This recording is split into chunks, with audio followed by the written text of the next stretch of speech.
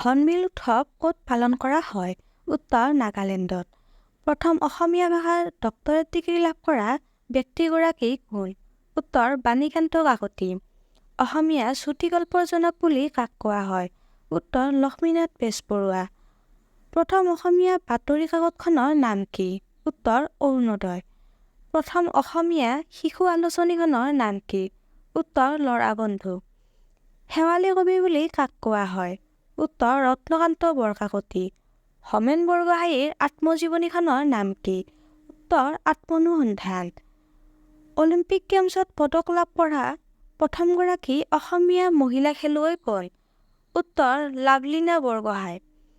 অসমৰ প্ৰথম মহিলাৰ বাবে প্ৰকাশিত আলোচনীখনৰ নাম কি? উত্তৰ ঘৰ জেউতি। অসমৰ প্ৰথম মহিলা IPS বিষয়াগৰাকী কোন? উত্তৰ সংযুক্তা পৰাশৰ। প্ৰথম অসমীয়া উপন্যাসখনৰ নাম কি? উত্তৰ ভানুমতী। জ্ঞানপীঠ বঁটা বিজয়ী প্ৰথমগৰাকী অসমীয়া কোন? উত্তৰ বীৰেন্দ্ৰ কুমাৰ ভট্টাচাৰ্য। অসমৰ মুঠ মাটিকালি কিমান? উত্তৰ ৭৮,৪৩৮ বৰ্গ কিলোমিটাৰ। অসমৰ কোনখন নদীক বাংলাদেশত মেঘনা নদী নামেৰে জনা যায়?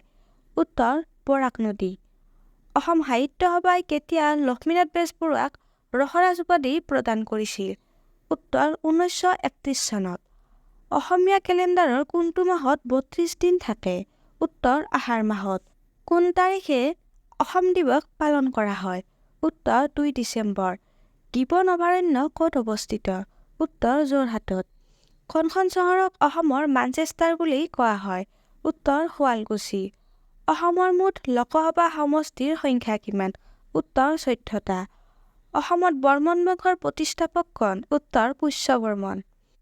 অসমৰ কোনগৰাকী খেলুৱৈয়ে ২০২২ বৰ্ষত অৰ্জুন বঁটা লাভ কৰিছিল? উত্তৰ নয়নমণি শইকীয়া। অসম চৰকাৰৰ প্ৰথমগৰাকী মহিলা বিত্তমন্ত্ৰীৰ নাম কি? উত্তৰ অজন্তা নেওগ। অসম চৰকাৰে কিমান চনত অৰুণোদয় আঁচনি প্ৰৱৰ্তন কৰিছিল? উত্তৰ ২ অক্টোবৰ ২০২০। ভাৰত চৰকাৰৰ সুকন্যা সমৃদ্ধি আঁচনিখন কেতিয়া প্ৰৱৰ্তন কৰিছিল? উত্তৰ ২২ জানুৱাৰী ২০১৫। অসমত মুঠ কিমানখন ৰাষ্ট্ৰীয় উদ্যান আছে? উত্তৰ ৭খন। ৰঞ্জু হাজৰিকাৰ প্ৰকৃত নাম কি? উত্তৰ কুমুদ চন্দ্ৰ হাজৰিকা। গুৱাহাটী উচ্চ ন্যায়ালয় কিমান চনত স্থাপন কৰা হৈছিল? উত্তৰ ১৯৪৮ চনত। আহোমৰ শেষ ৰজাজনৰ নাম কি? উত্তৰ পুৰন্দৰ সিংহ। আলাবৰণ কেতিয়া হৈছিল? উত্তৰ ১৬৬৯ চনত। উমানন্দ মন্দিৰ কোনে নিৰ্মাণ কৰিছিল? উত্তৰ গদাধৰ সিংহ। অসমৰ আটাইতকৈ সৰু জিলাখনৰ নাম কি? উত্তৰ দক্ষিণ শালমৰা মানকাছাৰ জিলা।